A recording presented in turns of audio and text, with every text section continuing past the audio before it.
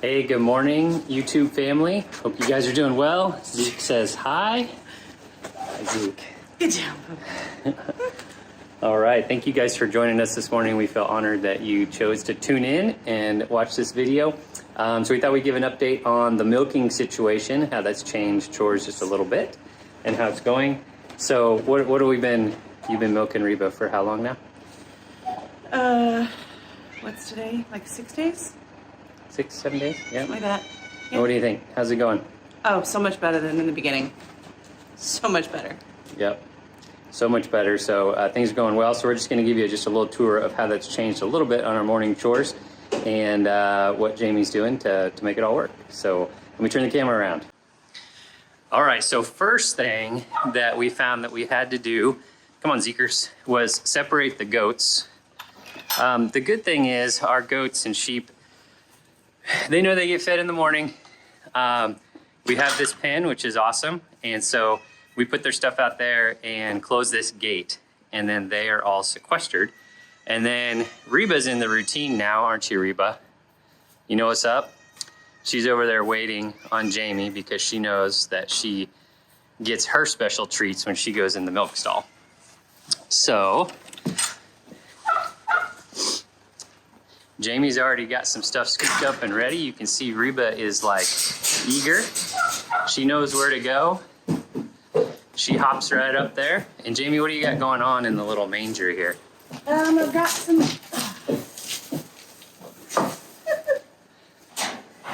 Reba likes to make it a mess. I've got a combination of alfalfa and coastal hail. Nope. No hail. No hail. I've got a combination of alfalfa and coastal hay.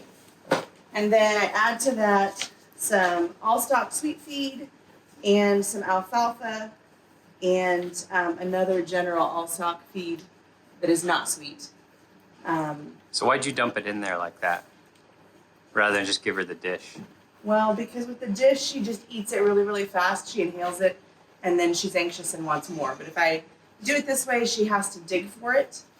And she does eat the pellets first, but it takes her a little bit longer, and then she finally realizes that most of the pellets are gone, so she'll start eating the hay. It just gives her a little bit longer process to eat, and then gives me time to get her milked. Okay, awesome. So you can see how Reba just jumped up there. She knows the routine only after a week.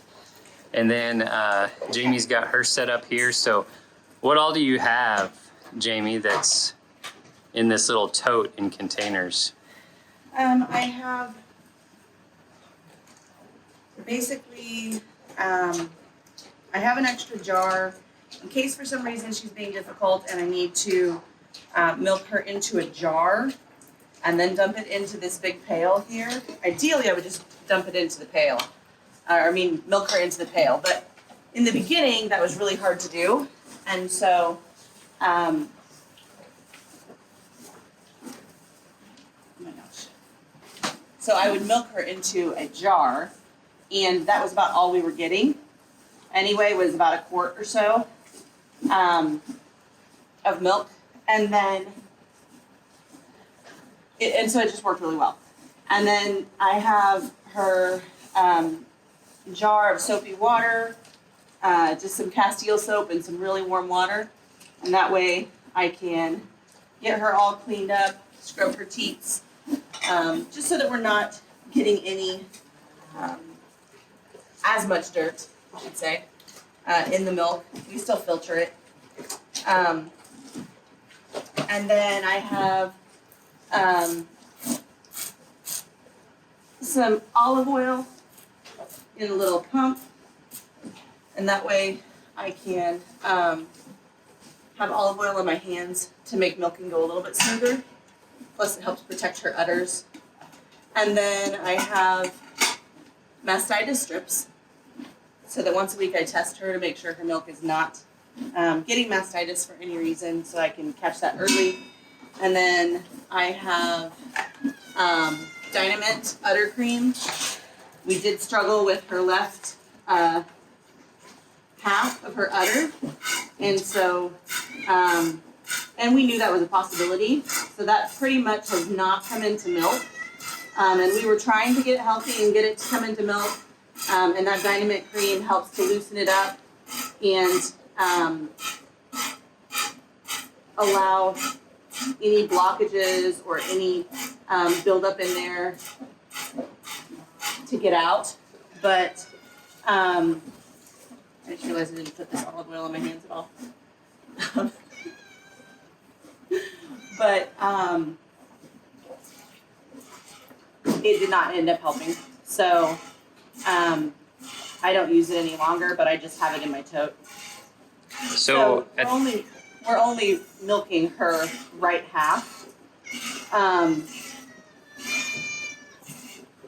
But we're still getting about a half a gallon a day, which is good considering that we are half sharing with Taffy. So we have not separated Taffy at all. She is nursing on Reba full time. The only time she's not nursing on her is first thing in the morning when I'm milking her because, I mean, she's just not in here with us. She could be if she wanted to be. So we come out and we milk first thing in the morning. We get about a half a gallon. Now here in a few weeks, probably after Christmas, just so we're not dealing with it any sooner, we're going to separate Taffy at night, and we'll separate her in a different pen. Reba will be able to see her, smell her, lick her, all that. Just not allow Taffy to nurse overnight, which will be fine given her age at that point. And then first thing in the morning, Reba will be ready to give us even more milk, probably closer to a gallon, gallon and a half. And that is per day, so that's still a lot of milk. There are some jerseys that will give you 5 to 6 gallons of milk a day, and I don't need that kind of madness.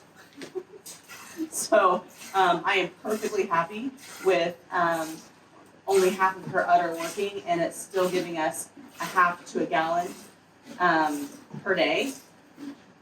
And that's more than enough for our family and what we need. So at the beginning, you squirted a little milk on the ground. What's that all about?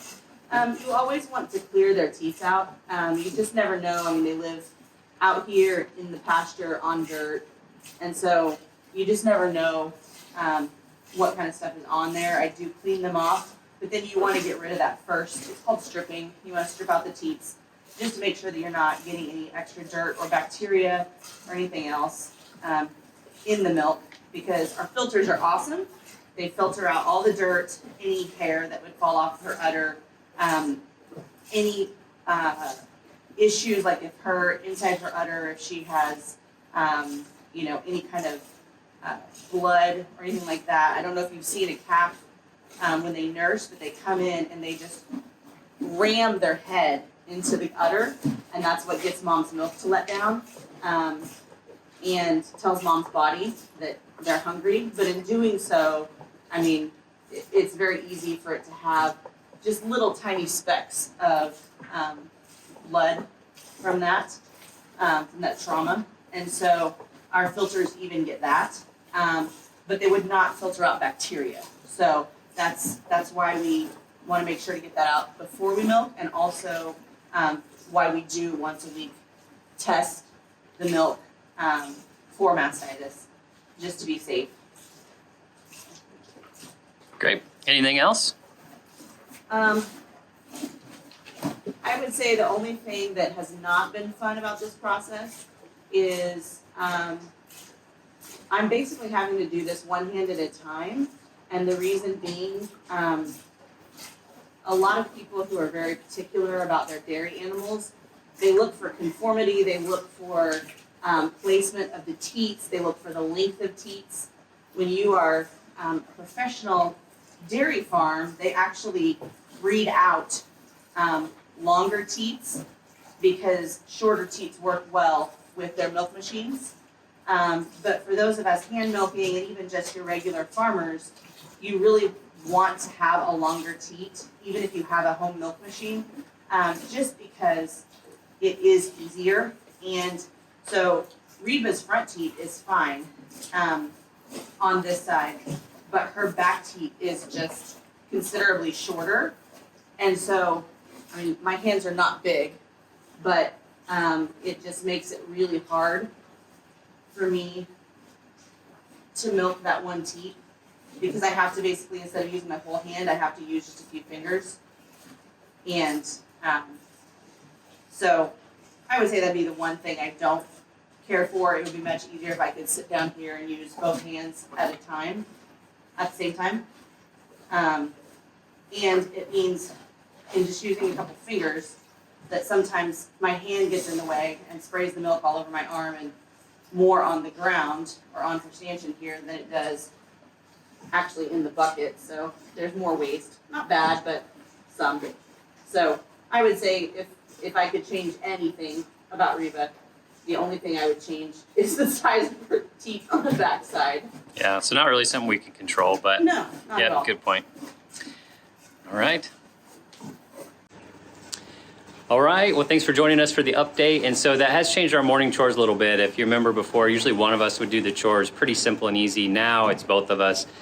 Usually I'll come up and separate the goats out, feed the cats, feed the dog, feed the goats, feed the other cow while Jamie's milking, just because the milking process does take quite a while. So it has changed from two of us. What I do, showed on our morning chores video stays about the same. But then there's this added in milking piece as well. But when we partner up like this, it's not too long. We still knock it out pretty quick. So thanks all for joining us this morning. Say bye-bye, Reba. Bye. Bye, Jamie. Bye. All right, y'all have a blessed day. Remember to subscribe to our channel, like these videos if you find value in them, and just keep following us along on the journey. We appreciate y'all.